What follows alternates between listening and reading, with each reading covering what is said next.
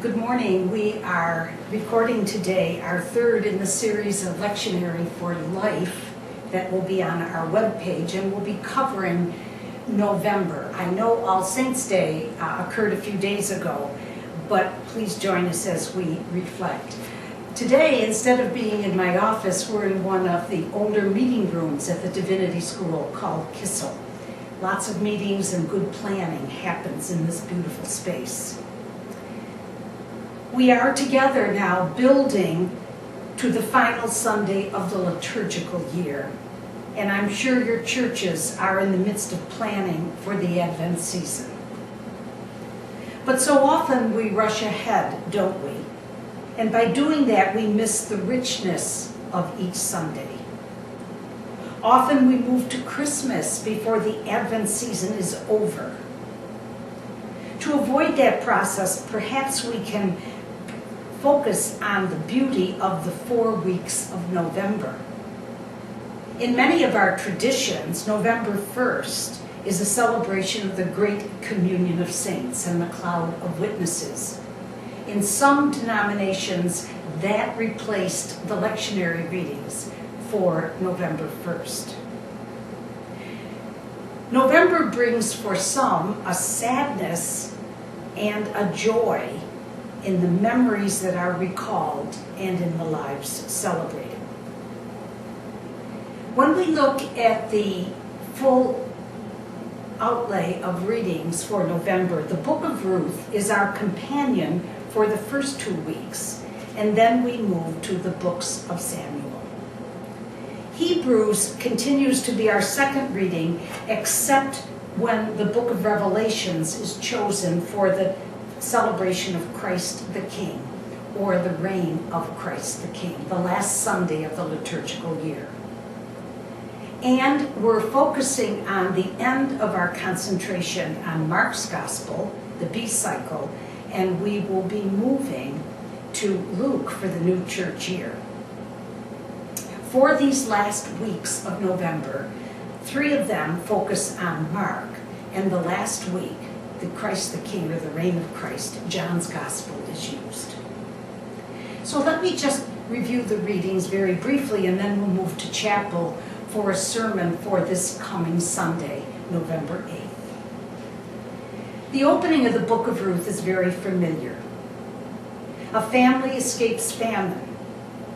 2 sons marry outside their tribe and religion. A mother loses her spouse and sons, and now 3 widows are alone and barren. The story of the choices made by the 3 widows is powerful. Ruth, for some, stands in sharp contrast to her sister-in-law, Orpah, because Ruth stays with Naomi, and her hymn and poem are stunningly beautiful. Your people shall be my people. Your God shall be my God. However, for others, like our Native American sisters, Orpah is the true heroine because she refuses to assimilate, to give up her people and her God. The Native Americans bring a very creative lens to this text as they compare the 2 sisters-in-law. The second week presents Naomi planning for her security as well as Ruth's. A wedding follows, and Ruth marries Boaz, and they have a son and the grandfather of King David. The barren Naomi now has a child. Her family is restored and her future secured, but she certainly is a trickster and a planner.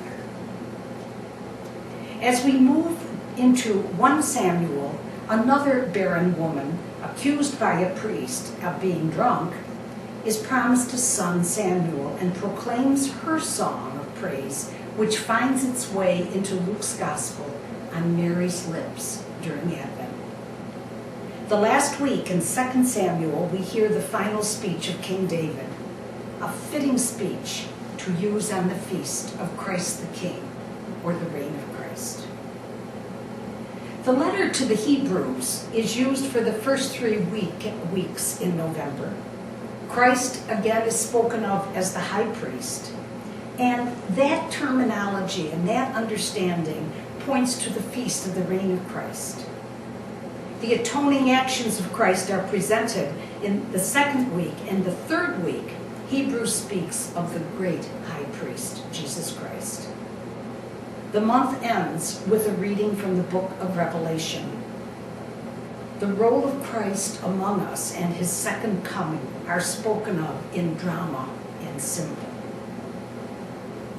In our Gospels for the month of November, Jesus answers the question regarding the first of all commandments, a question used to trick him, and displays what the religious leaders tried to say about his answer.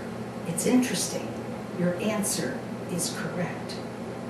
Jesus displays the qualities of the true king in this reading. In the second week, he warns his listeners about the pitfalls of externals and the use of a poor, gracious widow as an example of his teachings. The third week, Mark shares Jesus' account of the destruction of the temple.